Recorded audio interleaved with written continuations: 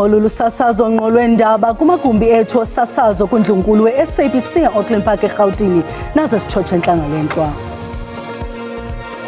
Iminati pass away along the way to hospital, Mitchell Springs Hospital, on top of the bridge, thereby close to Stock Road Station.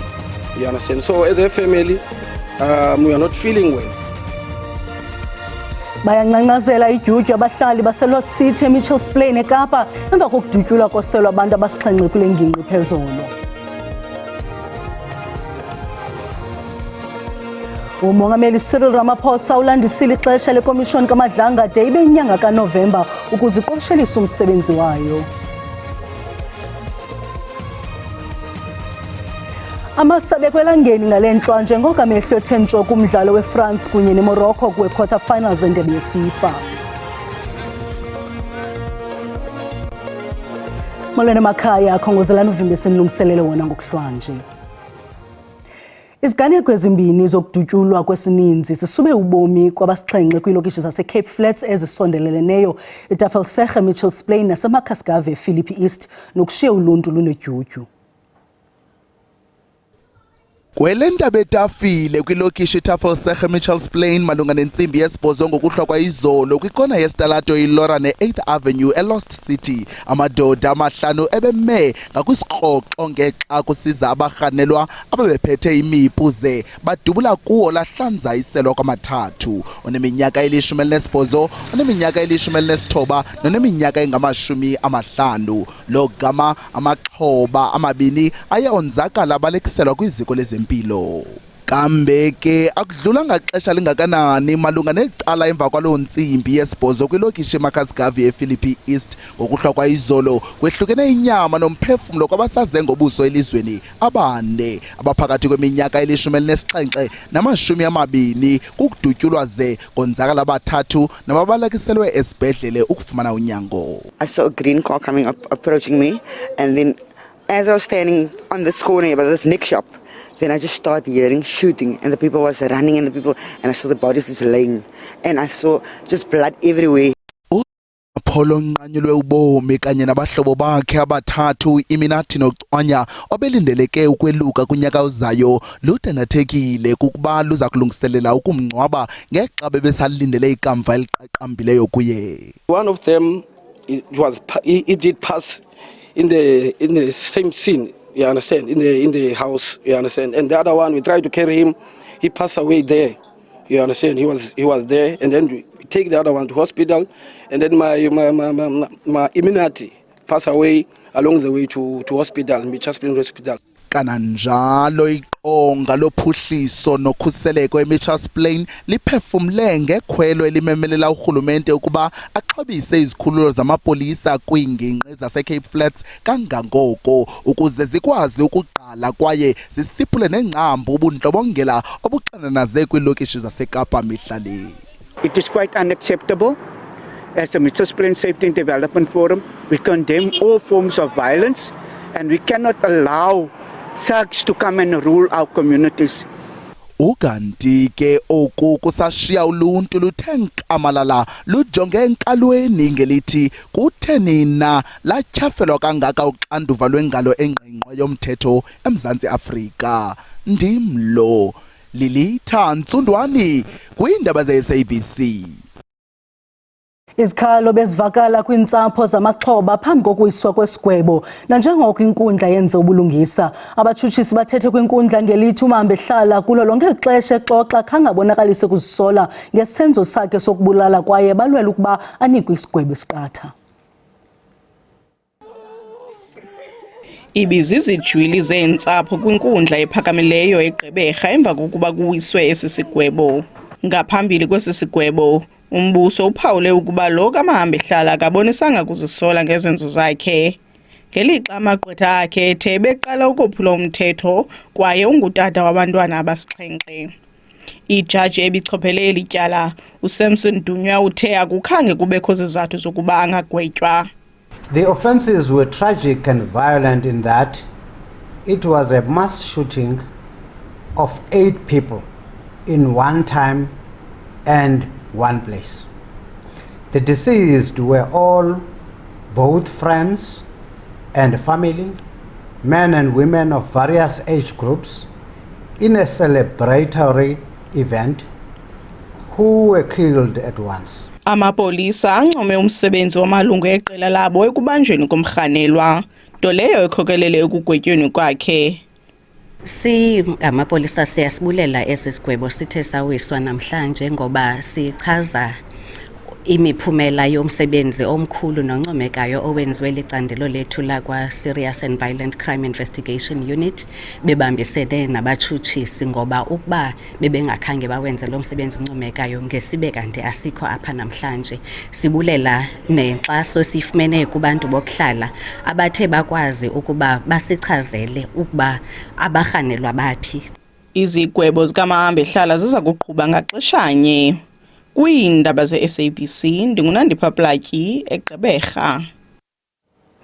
Iintsapho zabantu abali-13 abasweleka ngethuba lembubhiso yesininzi kwindawo yoGobityholi Jumpers kule nyanga ephelileyo lunyanzelisa ubulungisa. Okwemva kokuba uMichael Metsing, Ramune Maikutlo noMulebedi Musia bevele phambi kwenkundla kaMantyi namhlanje. Iintsapho zabantu abali-13 abasweleka kwesi sithwakumbe zisazilele abantu bazo. Kubo kuvela enkundleni kuthunuka loo manxeba angekapholi. Trauma sakwazi kulala like maqale kushona ilanga nje uvela leyo nto. Nalaba bantu ngiyabona ukuthi basasifuna back because nalaba baqeda kuhamba ngemoto manje bayasikhomba then nalaba baphakathi bathi kusazoshuba. Elinye ilungu losapho Patience Karande uzikhabile ityholo ezithi ubhuti wakhe uphakathi kwabo batshabayo wayebandakanyeka kulombi womigodi olungekho mthethweni. Esi siganeko sodubulo kutyholwa ukuba soyamene nolwaphulo-mthetho lozamazama. Don't know anything about the gold, so it was too painful because it doesn't know when they say it's for gold but don't work with gold. Igqwetha elimele abemi baseLesotho kweli tyala livakalise ukuba kunzima ukunxulumana nomtyholo wokuqala kuloko ecele ukuhlehliswa kwetyala. We encountered difficulty, Your Worship, in consultation in respect of accused number 1, Your Worship. We did visit the correctional services twice, Your Worship. However, when his name was called, he didn't surface, Your Worship. Abahlali babambe ukhanqalazo ngaphandle kwenkundla ngelinye vulela isicelo sebheyile kubatyholwa. Ityala lihlehliselwe umhla we-17 kule imiyo. uThoriso Tau ngumfundisi nosomashishini owaziwayo wadutyulwa isihlandlo ezingaphezu kwe-10 ngethuba loqhankqalazo lwabahlali eRatanda eHeidelberg kwiveki ephelileyo. Uphaphamile emva kokuba kwikhoma. Usapho lwakhe luthi uphaphame phezolo kwaye ukwimeko emandundu esibhedlele. Umntakwe uchaza ngombono inhlungu kwenzakala komntakwabo uThoriso Tau owachatshazelwa ligazi ngethuba zinqoza phakathi kwamapolisa nabaqhankqalazi. uTau uthi ugqirha wanceda umntakwabo wabaxelela ukuba wadutyulwa izihlandlo ezingaphezulu kwe-10 ngeembumbulu zokwenyani, nto leyo ikhokhelele ekubeni angeniswe kwizibhedlele ezahlukeneyo eGauteng. Yesterday when we were there unali doctor olaribita tudisa fatsi Izolo ngethuba besiphaya ugqirha usihlalise phansi wasixelela umntakwethu wadutyulwa izihlandlo ezininzi kukho imbumbulu esifubeni abakwazi kuzisusa. uthule balamthunya mosifubeni. Ulumemelela ubulungisa ngokukhawuleza.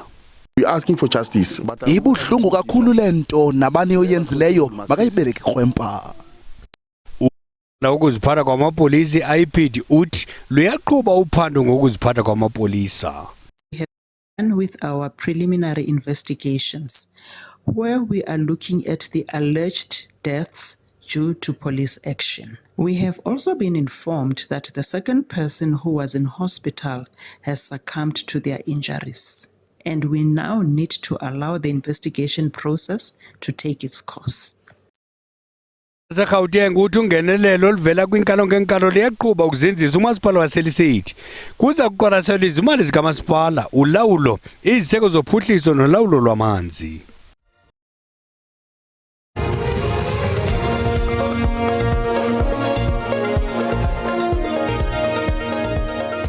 Sinamkele kwakhona sikwabhodisa nakwabo basandula ukungena uyakwazi ukusifumana izindaba kwiqonga lika SABC Plus kunye ne-SABC Lihayo. Ukanti ukuphela nje kwazi ungasifumana kwikhasi lika YouTube ngokuba uthi SABC Indaba zesiXhosa. Masihlabele mgama. Umongameli Cyril Ramaphosa uyolulele umda ikomishoni kaMadlangade ibe inyanga kaNovemba ukuze iqoshelise umsebenzi wayo. Namhlanje ikomishoni ibiphulaphule ubungqina kwingcali kwezokulwa urhwaphilizo uGqirha Albertus Schoeman nodandalazise ukuba inkonzo yamapolisa yeli zange yalwenza uphicotho lwendlela aphila ngayo amalungu ayo. uSchoeman ucacise ngembaluleko yophicotho lwendlela yokuphila ngelithi lubalulekile ukufumanisa kwangethuba ngobutyebi bomuntu obuvele buthi vumbu. Ukufumanisa ngokukhabana kwendlela zokwenza ingeniso kwangaxeshanye komelezwe ukuthwaliswa koxanduva kwi-arhente zonyanzeliso umthetho. Do you know how many lifestyle audits have been done in the last 5 years? My understanding is that no lifestyle audits have been conducted within SAPS as of yet. There is a later parliamentary question that I believe came out, I think it was last week, where the acting Minister of Police indicated that they were still in discussions with the SIU to second officials to SAPS to do these lifestyle audits for them. Ukwathile yatyabula enxilini oluhlobo lophicotho lubiza phakathi kwama-35 amawaka erandi ngomntu ngamnye. Kwaye amaxesha amaninzi luqhutywa ziinkampani zabucala. What I should also mention in terms of the cost, so I mentioned here, and this is a cost that has been shared in public domain, of a single individual being audited, that it would cost something between 30 to 50,000 rand. uSchoeman ingcali kulawulo lwaseburhulumenteni uvele phambi kwekomishoni ukunika ingcebiso ehlakaniphileyo kwezesipolisa kujoliswe ekomelezeni inkqubo yezobulungisa kweli. Kusenjalo Mongameli Cyril Ramaphosa uyolulele umda ikomishoni kaMadlanga ukuze iqoshelise umsebenzi wayo. I-ofisi kaMongameli iqinisekise ngomda omtsha womhla we-16 kuNovemba kulo nyaka ukuze iphulaphule ubungqina busasilele kumangqina angundoqo acwangcisiweyo ukuncedisana nekomishoni. Bakhululwa ngebheli yama-50 amawaka erandi emnye kubo intloko yenkonzo zomthetho kumasipala ombaxa waseKuruleni uAdvocate Kemi Behari nesekela ntloko lamapolisa elinqunyanyisiweyo uJulius Mkhwanazi. Ukanti isicelo sebheli sobe sakuba ngumphathi walo masipala uGqirha Imogen Mashazi nentloko yecandelo lezabasebenzi elinqunyanyisiweyo uLinda Xasheka lihlehliselwe ingomso. Bobana bakhanelwa banqakule badidinjelwa kwezimnyama ezisele phezulu emva kophando libutho leziphakamiso zekomishoni kaMadlanga ngaphakathi kwinkonzo yesipolisa emva kokuba uphando lifumanise ukuba uJulius Mkhwanazi wanika otyholwa ngokuba inkuntsela esaphula imithetho uVusi Muzi Khet Mahlala iqwakuqwaka limchaza njengosebenzela amapolisa kwaye uMkhwanazi ukwatyholwa ngokufakela izibane eziluhlaza zamapolisa kwiimoto zabucala zikaMahlala. Isithi amapolisa kuzolonke uBrigadier Athlenda Mathe sithi uphando lwamapolisa lufumanise ukuba uGqirha Mashazi, uAdvocate Behari noLinda Xasheka banika igweba lokhuselo kuJulius Mkhwanazi ekubeni anqunyanyiswe. Isiteyi segunyabantu lutshutshiso kuzolonke Mnumzana Kaiser Khanyago sithi nakubeni kubekho ulibaziseko ekubeni elityala liziswe enkundleni kodwa ubungqina abanabo buliqilima ukubatshutshisa. Usihlalo wekomiti yolawulo ngentsebenziswano kunye nemicimbi yemveli uGqirha Zweli Mkhize usamkele isigqibo sesebe lezemali sokusinkonya kwethutyana isabelo-mali sika-2026 komasipala abangama-69. Nangona kunjalo uMkhize ucela omasipala abachaphazelekayo ukuba bakhawuleze bahlangabezane nemiqathango ebekwe lisebe lezemali ngaphambi kokuba imali ikhutshwe. Ethetha nondaba uMkhize uthe ikomiti ayikhokelayo iyasixhasa isigqibo esithathwe lisebe lezimali udlulise wathi omasipala kufuneka balandele imithetho. The committee welcomes and appreciates the intent behind this decision. Equitable share transfers to municipalities are important because they support and enable municipalities to deliver services to communities. Kusenjalo kuphindwe kwavelelwa nomba wokuphanda indleko zamagosa karhulumente ukuba ziyahambelana nemivuzo yalamagosa. and we are concerned that the implementation of these audits remain uneven across provinces. Some provinces, including Gauteng, the Western Cape and the Northern Cape, as well as certain departments in KwaZulu-Natal, have adopted strong approaches, which include the services of the Special Investigating Unit, or the SIU. Kukwakho nenkxalabo ngokucotha kweenkqubo zoluleko eburhulumenteni. The committee has expressed serious concern following media reports that more than 670 public servants are suspended on full pay, costing the state about 800 million rand a year. Kusenjalo umphathiswa wezimali uEnoch Godongwana uza kucacisa isigqibo sesebe lakhe ngoLwesihlanu kwiindaba ze-SABC. Dinkubulelane Philip eParlamente. Abahlali baseBhenweni bathabathele izikhalazo zabo ezitalatweni zakumantla seBoksburg nalapho bangene umnyango nomnyango wamashishini neendawo zemveliso besithi kwanele ngokunikezwa kwamathuba engqesho kubemi bangaphandle abangenazimpepha.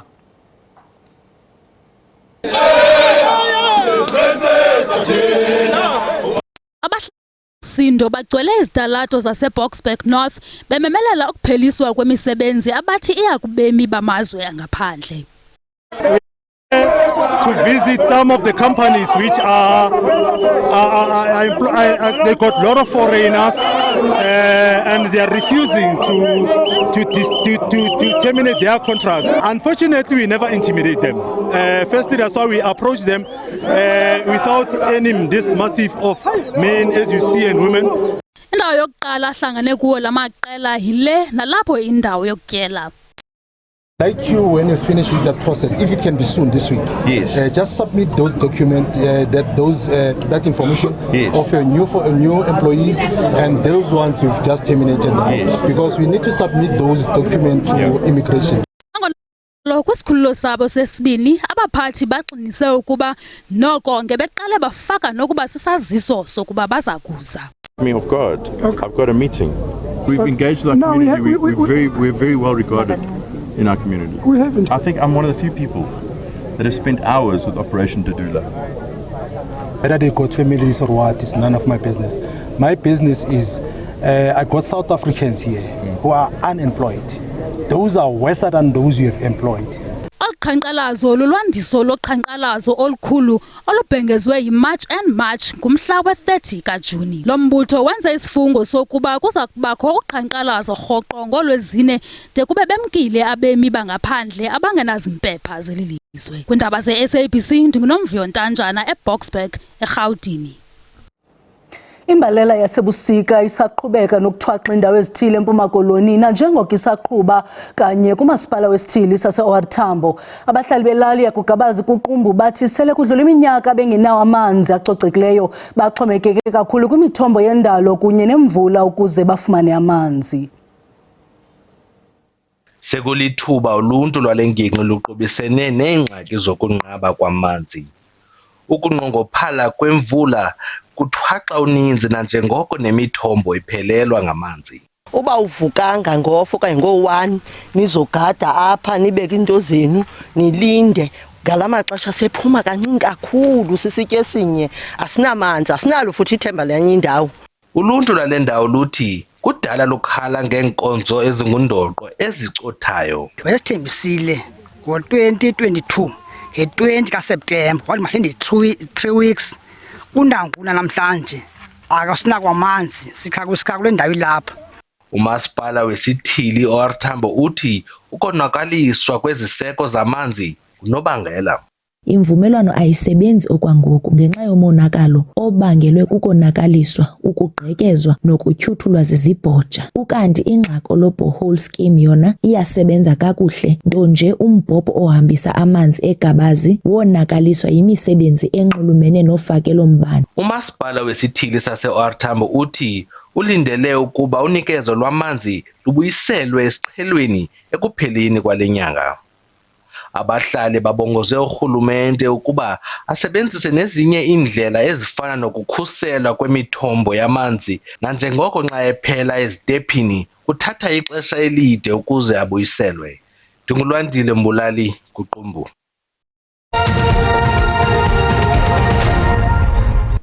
Butani mawethu ngicela sikhongozele nalo uqikelelo lwemozulu nanjengoko sibona liqhasa ubhobhoyi kwindawo ezininzi zelizwe kodwa ke khole ngamafu kwindawo ezisemazantsi ekhona ke lamathutyana ngephi emvula apha kwindawo esigudla unxweme komthatha phaya ukuya kuthi ga phaya KwaZulu Natal kanti ke ngomsombukeli siyabona into ba lisaqatsa ubhobhoyi kwindawo ezininzi zelizwe litheke rhwelele ngamafu futhi zikhona ezantshizana ezithe ezilindelekileyo ngokunjalo nezibhaxu zenkungu kuqukana phaya eNtshona Kapa kwimimandla sempuma sabona into bazi ngumkhumezelo ongephunga olindelekileyo phaya kwindawo esigudla unxweme lasempuma koloni ukungena phaya KwaZulu Natal qhubeke ngononophelo ngenxa yezazibhaxu zenkungu ezilindelekileyo pha komthatha nako Sajonis ukuya kuthi ga phaya ko Richards Bay kanti ke mbukela amaqondo wethu okutshisa aphantsi naphezulu asibonisa into bapha lapho laseGauteng noko amaqondo athande ukuba phansi ngo-17 eGauteng ngelixa phaya ePitoli silindele ama-20 ngoku xa sijonga phaya eLimpopo nakhona mbukeli lihlizulu kufudumele kamnandi ngo-26 phaya eMusina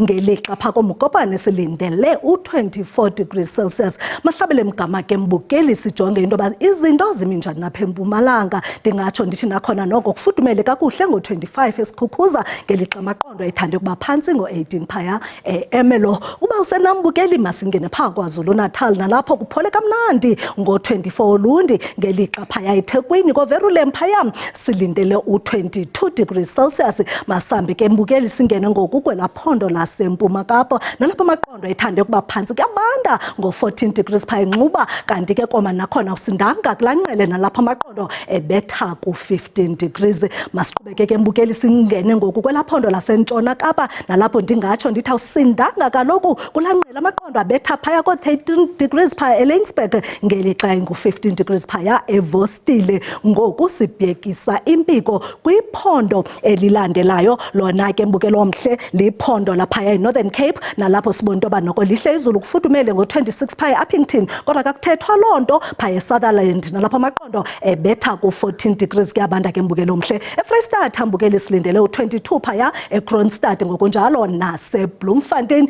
ngelixa ke kwelaphondo laphaya eNorthwest silindele ukuba kuphole kakuhle ngo-23 phaya koTosca nakoMahikeng ngelixa phaya koBloemhof silindele u-22 degrees Celsius kamnandi mawethu.